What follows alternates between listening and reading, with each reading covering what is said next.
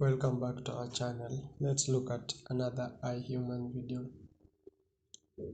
In this video, we are going to look at a case that I already handled. It involves Marvin Webster, an 18-year-old college male who recently had the influenza virus 2 weeks ago, which resolved, and today presents with a 4-day history of sudden onset fever with chills, rigors, myalgia,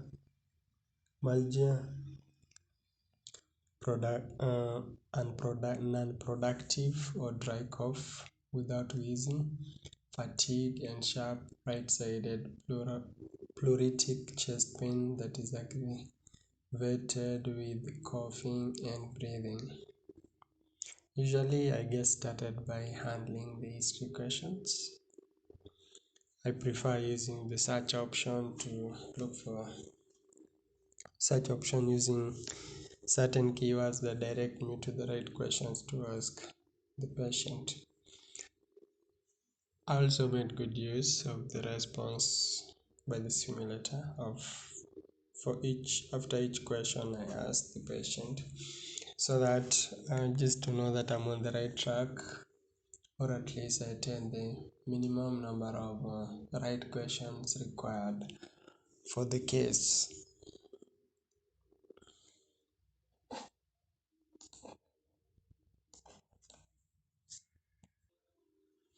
Usually I start with the how can I help you today, which is like the standard question for starting all iHuman cases. So you should always start with that one. It not only creates a rapport between you and the patient, but it gets the patient to tell you more about his or her reason for encounter.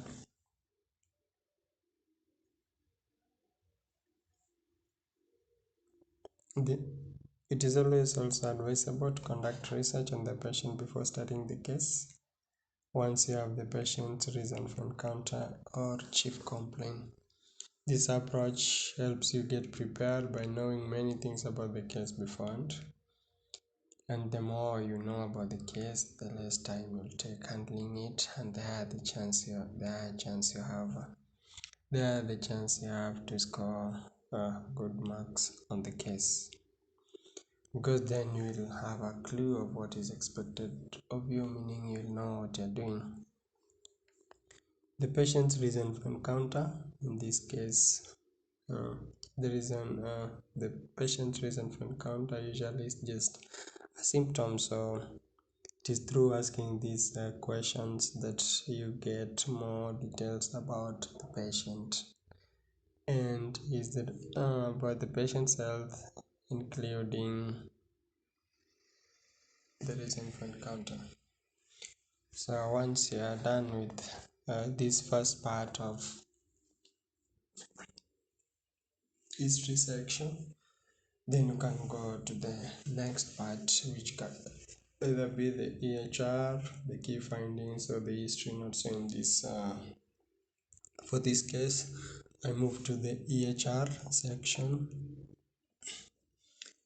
where I was provided with a chart to be filled using information drawn from the patient's response to history questions. So always pay attention to what the patient gives as a response to the questions asked during when taking patient history.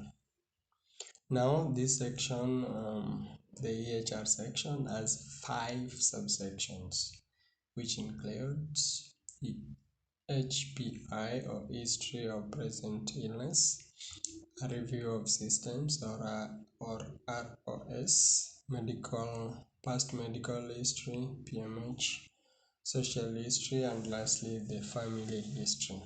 The HPI is the first part and covers the reason for encounter and the patient's history of present illness. So you're supposed to give as much details as possible when responding to the HPI. So you can use the old cards approach, which means you're supposed to uh, give us much details about the patient, the onset of patient's reason for encounter, the duration, the location, the characteristics, anything that aggravates or relieves it, any treatment the patient has had about for the problem, and lastly, the severity of his or her problem. So once you're done with this part, you can move to the rest of the remaining parts, which are ROS, and then the PMH, the SH, and lastly the FH, which is family history. So for family history and other parts of the electronic health records, I always advise that you move back and forth. By back and forth, I mean you can refer to the questions you've already asked, or maybe you want to look for some response, particular information that you have to include to any of these parts on the EHR. So after EHR, you can write down the history notes, which also gives you it's located under the HX, which is a short form for history, HX note section, where you will find a chart that basically requires you to give an old cut breakdown of the patient's reason for encounter and any other health problem that you come across during taking the patient history.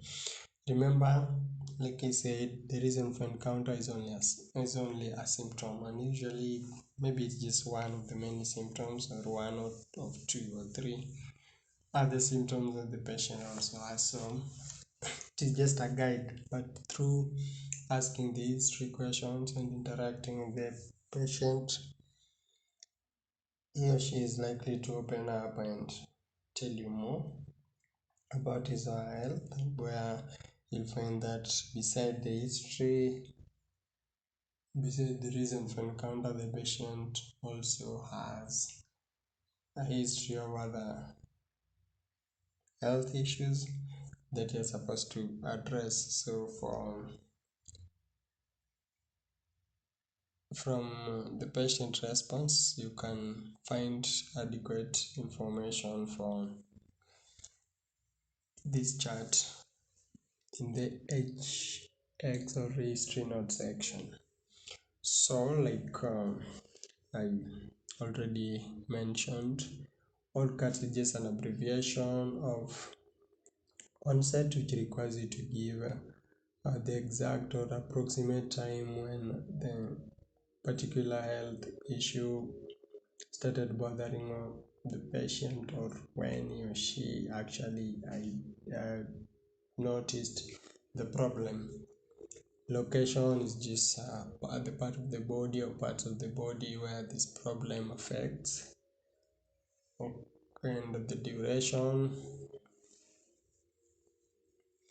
is just the length of time that he or she has been troubled with this problem. So if if you know about the onset, then you can simply approximate. For example, if the problem started 4 days ago, it simply means that the patient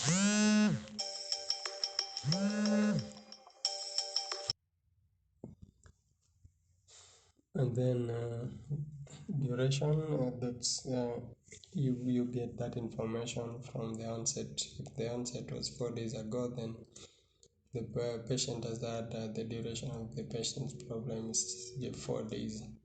For characteristics, you give at least you try to describe the health problem or how it makes the patient feel, so the impact of the actual problem on the patient's body or feelings.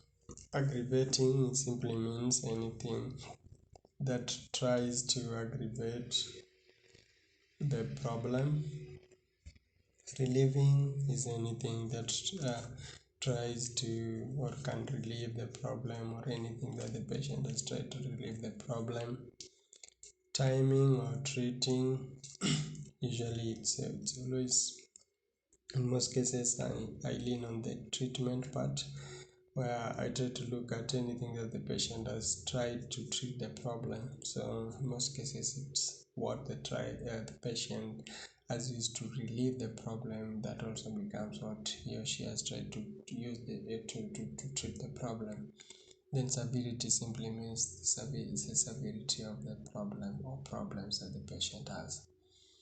Once you're done with that part, then you can move to the last part of history section, and that is the key findings. So in this case, I had a few findings including fatigue, dry cough, headache, and myalgia for the past 4 days, sore throat, contact with the sick roommate, lack of influenza immunization or COVID booster, among others. And once you have that, then you can proceed to the next section, and before you do that, you'll get a feedback of how you performed in this section. So the next section is a physical exam, which, as the name suggests, requires you to conduct a series of physical exams on the patient. Now, like I've always stressed in other iHuman videos, physical exams range from the most common ones that apply to all iHuman patients to very specific exams to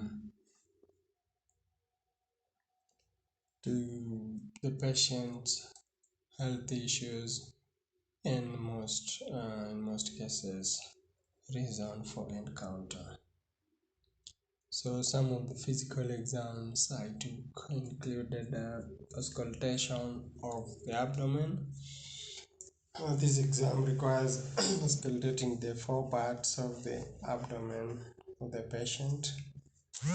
It is a very common physical exam that applies to almost all iHuman cases. You're always going to come around it, so it's something that you should try to master.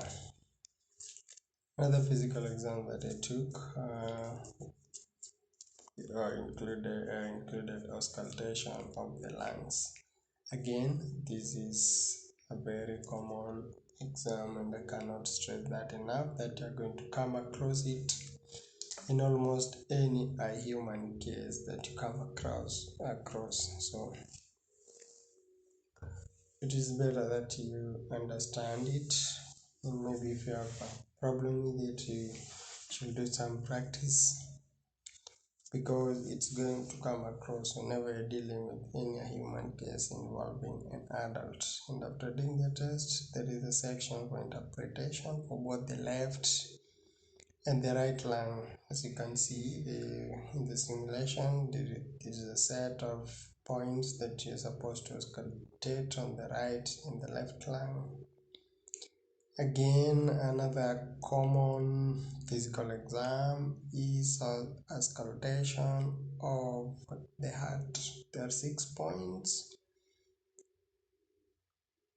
located across the patient's chest, or you can say across the patient's heart. I think they represent that part, the area that covers the heart, and use them to listen to the patient's heart beat. That is including, you have to go through a series of heart sounds, including the S1, S2, S3, S4, and other heart sounds that used to determine the health of a patient's heart. And then another test was taking the pulse, which is also another common physical exam that you are going to come across, and it involves using the stethoscope to test 6 designated parts of the body, and you have 3 6 on the left part of the patient, and then another set which is opposites of those ones on the right side. So these are common physical exam that you're going to come across every now and then. So like the other common exam, it is something that you should matter and you should always expect, and in essence it also give you an upper hand into scoring some good marks or even the maximum marks on physical exam section. Once you're done with the text, you're supposed to give an interpretation, including the reading, which you get from the EHR section of the physical exam part. So you are supposed to move to the EHR part of the physical exam before starting these tests. Then you're required to give a reading of the patient's blood pressure, which you do by doing the simulation, and you also have to take note of the readings, which again you get from the EHR section, including other data and other readings of the body's vitals. So you visit the EHR first, get this data, maybe write them down, and then you come to do these specific physical exams. So you are required to carry, in some cases the reading is uniform, meaning you have the same reading for the left arm and the right arm, but in some cases they are different. So that's why it's very important to note down the readings from the EHR before starting these exams. Yes, and once you're done with the physical exams, then you move to the EHR.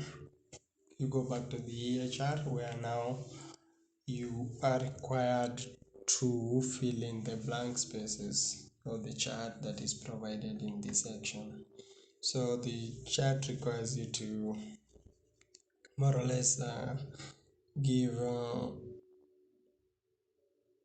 feedback on the ROS, which are the review system, all body systems that on which you're supposed to conduct physical exams. So again, like in the history section, where the data used or the information used to fill the EHR is drawn from the patient's response to history questions. In physical exam, the information that you use to fill in the chart on the EHR for physical exam is drawn from the actual physical exams that you conduct on the patient. So the response that is given by the case is what you take or what you note down, and then use it to fill in the chart in the EHR section for the physical exam. Yes, and for example, while answering the genitourinary or rectal and the musculoskeletal and the neurologic and the skin and lymphatic and finally psychiatric, I simply had to refer to what I'd noted down when carrying out the physical exam. That is the response that you get from the case, because after each and every physical exam, the simulator of the case responds to you, and then that's what you use to fill on the EHR, after which you can move to the next section, that is assessment. But before that, you get a feedback of your performance on the physical exams. So you can get what the case will give you what you did right and what you did wrong.